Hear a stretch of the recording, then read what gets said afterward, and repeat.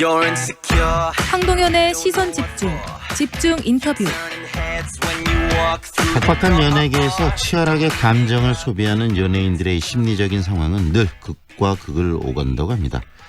최근에도 약성 댓글에 시달리던 한 아이돌 출신 배우가 스스로 목숨을 끊는 안타까운 일이 있었는데요. 많은 사람을 죽음으로 몰고 가는 우울증. 오늘은 연예인 우울증에 대해서 이야기를 듣겠습니다. 광주광역시 정신건강복지센터 김규원 주치의 연결합니다. 안녕하세요. 네, 안녕하세요. 네, 연예인의 자살 사건 계속 반복적으로 좀 일어나고 그러는데요. 그러면서 연예인들이 겪고 있었다는 이 우울증에 대한 관심도 계속 커지는 것 같습니다. 이 우울증에 대해서 증세부터 한번 짚어주시겠습니까? 네, 일단 우울증이라고 하면 많이들 생각하시는 증상이 있을 것입니다. 근데 흔히들 생각하시는 그런 증상이 맞는데 간단하게 이야기를 드리자면 우울증이라고 하면 이제 우울한 기분이 매우 심하고 그리고 매우 오래 간다라는 점이 특징적입니다. 그래서 개인마다 차이는 있겠지만 핵심 증상은 기분이 좀 가라앉는다든지 아니면 즐거움이나 흥미가 떨어지는 것이 가장 이제 흔한 주 증상이 되겠습니다. 그리고 그 외에 다양한 부속적인 증상이 있을 수가 있습니다. 네, 현대인들이 많이 우울증을 앓고 있다고 하고요. 또 연예인들도 이 우울증에 의외로 또 시달리는 연예인이 많다는 이야기도 합니다. 우울증의 심각성, 현재 우리 사회에서 어느 정도입니까?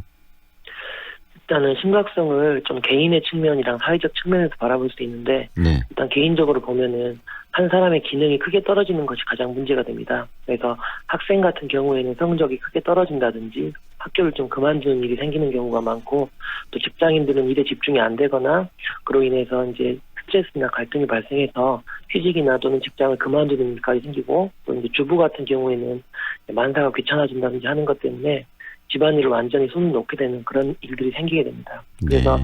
이렇게 개인적으로 직업적이라든지 사회적으로 좀 영향을 받게 되고 또 이제 가장 심각한 형태로 나타나는 것이 이제 자살과 같이 스스로 목숨을 끊는 것입니다.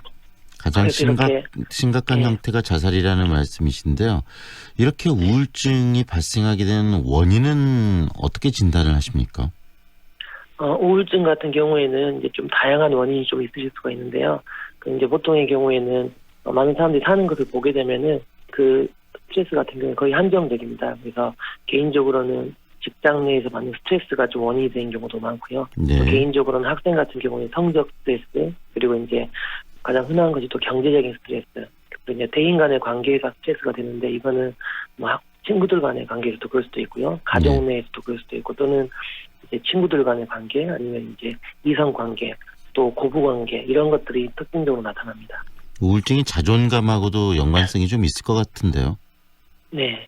실제로 이제 우울 증상이 자존감과 연관이 있는 이유는 우리가 흔한 어떤 누군가에게 안 좋은 경험을 하거나 안 좋은 스트레스 받는 상황이 있을 때 이런 자존감이 영향을 많이 줍니다. 그래서 어떤 문제가 생겼을 때 자존감이 낮은 상태라고 한다면 똑같은 상황을 경험할 때에도 훨씬 더 그게 더 큰 스트레스가 되고 그 원인을 자기 자신에서 찾다가 기분이 가라앉는 경우도 있고요. 네. 그러다 보면은 이제 그 원인을 또 다른 사람에게 찾다 보면은 이제 누군가에 대한 분노나 이런 이제 화가 나는 경우가 생길 수가 있습니다. 네. 자존감이 좀 증상이 발생에 많은 영향을 준다고 할 수 있습니다. 그런데 상대적으로 좀 자존감이 높다고 생각되는 연예인들도 이 우울증을 겪는 경우들이 굉장히 많은데 연예계에서 이렇게 만연하고 또 자살까지 이어지는 우울증, 연예계 우울증의 원인은 어디에 있다고 보세요?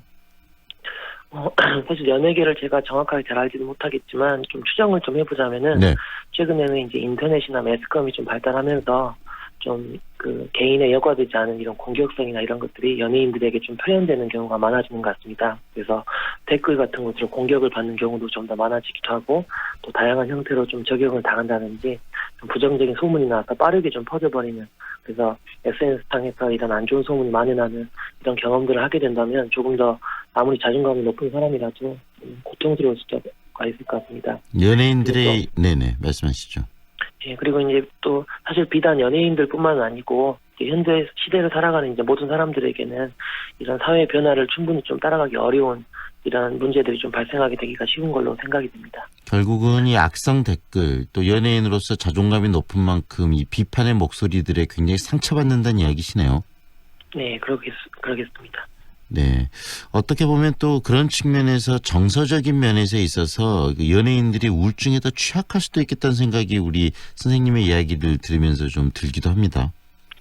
네, 근데 사실 모든 연예 집단이 전부 다 그 정서적인 면에서 취약하다고 하기는 좀 단정 짓기는 어려울 수도 있겠는데요. 네.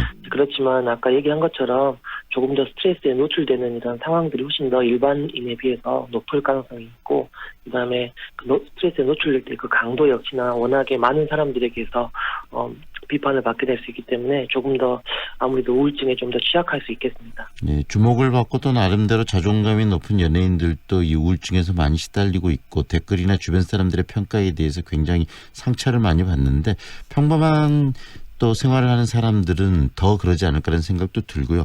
가장 중요한 건 이 우울증이라는 게 그 증세가 일어난 다음보다는 미리 좀 예방하는 게 굉장히 중요할 것 같다는 생각이 드는데요. 선생님 어떻습니까? 우울증을 생활 속에서 좀 예방할 수 있는 방안, 그런 어떤 생활적 습관 이런 게 있을까요?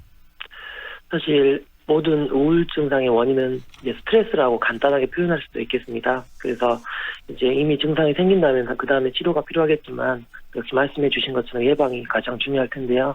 이런 스트레스를 관리하는 것이 결국에는 가장 중요하겠습니다. 또는 이제 초기 증상이 왔을 때 그 스트레스를 잘 관리해서 초기의 증상을 조절하는 것도 중요하겠습니다. 스트레스를 관리하는 것은 여기서 다 이야기하기는 어려울 수도 있겠지만 흔히들 아마 그 방법을 아시고 있을 수도 있겠습니다. 그래서 이제 어려운 이제 경험을 하고 있을 때 이제 여러 가지 신체적인 활동을 한다거나 잠시 스트레스 상황에서 벗어나서 본인이 할 수 있는 자신만의 이런 그 스트레스 해소 방법들을 찾는 것이 가장 중요하겠습니다. 스트레스를 받지 않고 살 수는 없는데 그 스트레스를 쌓아두지 않고 적당한 시간에 적당한 시점에서 해소를 하고 풀어내야 된다는 말씀 아니겠습니까?